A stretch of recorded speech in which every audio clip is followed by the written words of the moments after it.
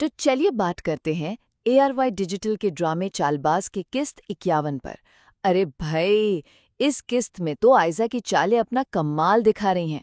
हालात ऐसे हो गए हैं कि दो सगे भाई असद और आशिर एक दूसरे के दुश्मन बनने वाले हैं और पूरा खानदान बिखरने की कगार पर है। तो हो क्या रहा है इस किस्त में? देखिए, 3 बड़ी चीजें हैं। पहली बात तो ये है कि आयजा का कंट्रोल अब पूरे घर पर है। मतलब उसने असद को अपने ही भाई आशिर के इतना खिलाफ कर दिया है कि दोनों ने अपनी बिजनेस पार्टनरशिप तक खत्म कर डाली। और सिर्फ यही नहीं, वो घर में सब पर हुक्म चला रही हैं। अनाया का फोन तक तोड़ दिया ताकि वो आशिर की बीवी इशील से बात ना कर पाए। ऊपर से उसे रूहान के मामले पर ब्लैकमेल भी कर रही हैं, बिल्कुल खामोश रखने के लिए। दूसरी बात, भाइयों के बीच की दरार। ये अब कोई छोटी मोटी दरार नहीं रही, बल्कि एक गहरी खाई बन गई है।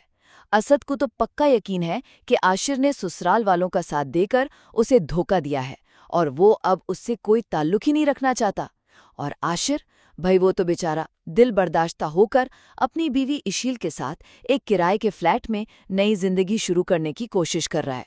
हाँ, उनके वालिद वो इस दूरी से बहुत परेशान हैं और चुपके से आशिर की माली मदद भी कर रहे हैं। और तीसरी और आखिरी बात, कहानी में एक जबरदस्त ट्विस्ट आया है।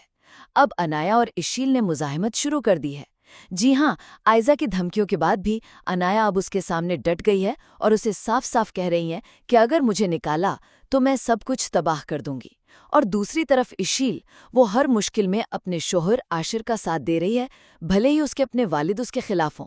तो सीधी सी बात यह है कि एक तरफ आयजा का शिकंजा कस रहा है, तो दूसरी तरफ अनाया और इशील की हिम्मत ने मुकाबले को बिल्कुल